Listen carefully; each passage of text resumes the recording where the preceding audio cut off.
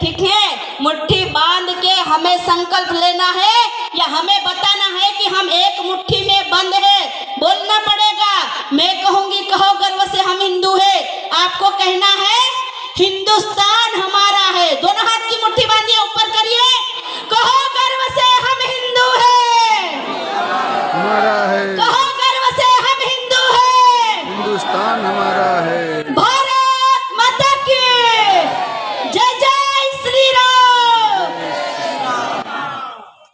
बटोगे तो कटोगे, एक रहोगे तो नेक रहोगे। इसीलिए इन्हीं नारे के साथ मेरी वाणी को विराम दूंगी, लेकिन इतना ही कहना चाहती हूँ कि आप दो हो तो कम से कम आपके भी 5 होने चाहिए। नहीं तो यदि आपकी जनसंख्या कम हो गई तो अभी दूसरे देश के लोग यहाँ शरणागति हो रहे हैं। आप ये सोच लीजिए, आपको यदि शरणागति लेनी पड़ेगी कहाँ जाओगे? ये प्रश्न लेके जाओ और जवाब को ढूंढना है तो हम 2 और हमारे 5 करो, तभी हम लोग सही से रह पाएंगे। और सोए हुए को जगाया जाता है, जागे हुए को कभी भी जगाया नहीं जाता। इसीलिए जाग जाओ हिंदू और कमर कसो, निकल पड़ो। देवेंद्र साहब ने जो कहा कि सरकार से हमारा भी यही अनुरोध है कि विमान से लेकर के और उतारा जाता है बंदूक, राइफल, तलवार, तो हमारे मंदिरों में नहीं, हमारी बहनों के पर्स में कटार या चक्कू क्यों नहीं? ये हमारा प्रश्न है। आपके घर में एक सांप भी आ जाएगा तो लाठी नहीं मिलेगी, लेकिन अब ये जरूरी है कि दरवाजे के आगे पत्थर का ढेरा हो।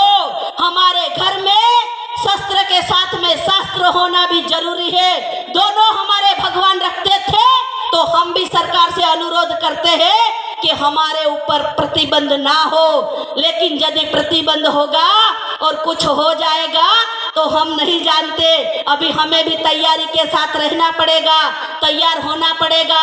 मेरी बहन बेटियों को तलवार की शिक्षा दी जाए, बंदूक चलाने की शिक्षा दी जाए।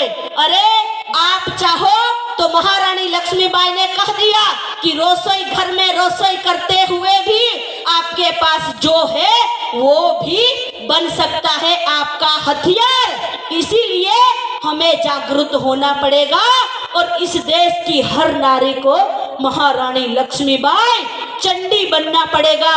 और यदि नहीं बनोगे तो आप भी बांग्लादेश की जो परिस्थिति है उससे अनजान अनभिज्ञ नहीं हो। इसलिए संभल जाओ, समझ जाओ। एक बार जय जयकार लगाएंगे हाथ उठा के।